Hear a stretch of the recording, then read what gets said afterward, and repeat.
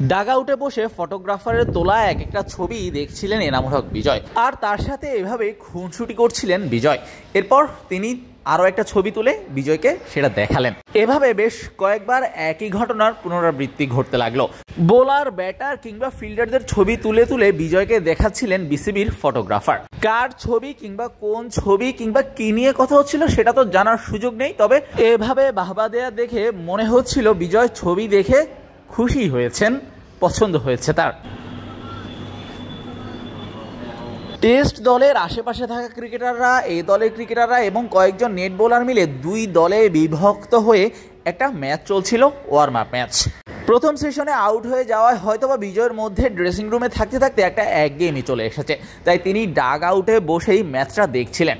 সাইফুদ্দিন, ইবাদত এবং নাহিদ রানারা বল করছিলেন, আর ব্যাটিংয়ে ছিলেন মাহিদুল অঙ্কন এবং জাকির হাসানরা। এবার গল্পের প্রেক্ষাপটে পরিবর্তন আনা যাক। সাইফ হাসানের বল গায়ে সাইফুদ্দিন বলটা করলেন, কিপার বলটা ধরলেন, কিন্তু পাশেই স্লিপে এনামুল হক বিজয়।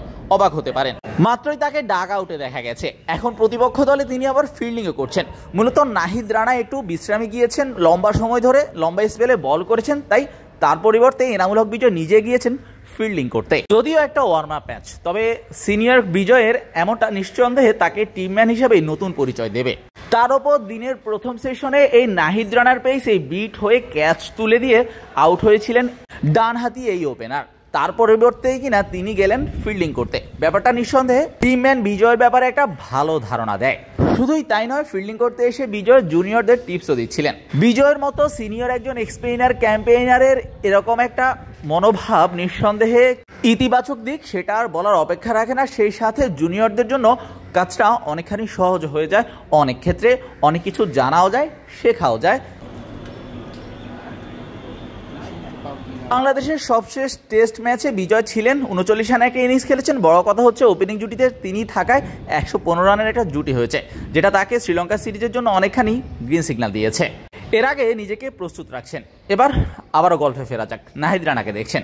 মূলত তিনি বিশ্রামে যাওয়াতে বিজয় মাঠে নেমেছিলেন, কিন্তু নাহিদ রানা যখন মাঠে বোলিং করছিলেন তখনও স্লিপ পজিশনে বিজয়কে দেখা যাচ্ছিল।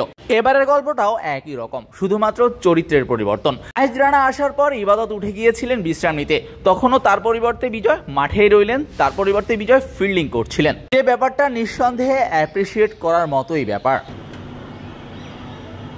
ফিল্ডিংয়ে জাতীয় দলের যত সমস্যা তার মধ্যে অন্যতম স্লিপ ফিল্ডিং। সাদা বলে উইকেট কিপার ব্যাটার হিসেবে জাতীয় দলে খেললেও টেস্টে বিজয় খেলেন শুধুমাত্র ব্যাটার হিসেবে। উইকেট কিপিং এর এক্সপেরিয়েন্স থাকায় তাকে স্লিপে রাখা হয় অনেক সময়, তাই তো নিজের স্লিপ ফিল্ডিংটা আরেকটু ঝালিয়ে নিচ্ছিলেন এই উইকেট কিপার ব্যাটার। অর্থাৎ ব্যাটিং, ফিল্ডিং, স্পেসিফিকভাবে বললে স্লিপ ফিল্ডিং, সবখানে নিজের দক্ষতা বাড়ানোর জন্য কাজ করে যাচ্ছেন বিজয়। অর্থাৎ সুযোগ পেলেই সেটা লুফে নিতে চাইছেন। ব্যাপারটা এমনই, যেটা নিঃসন্দেহে জুনিয়র ক্রিকেটারদের জন্য একটা ভালো মেসেজও বটে। শাহরিয়ার শাওন, মিডফিল্ড।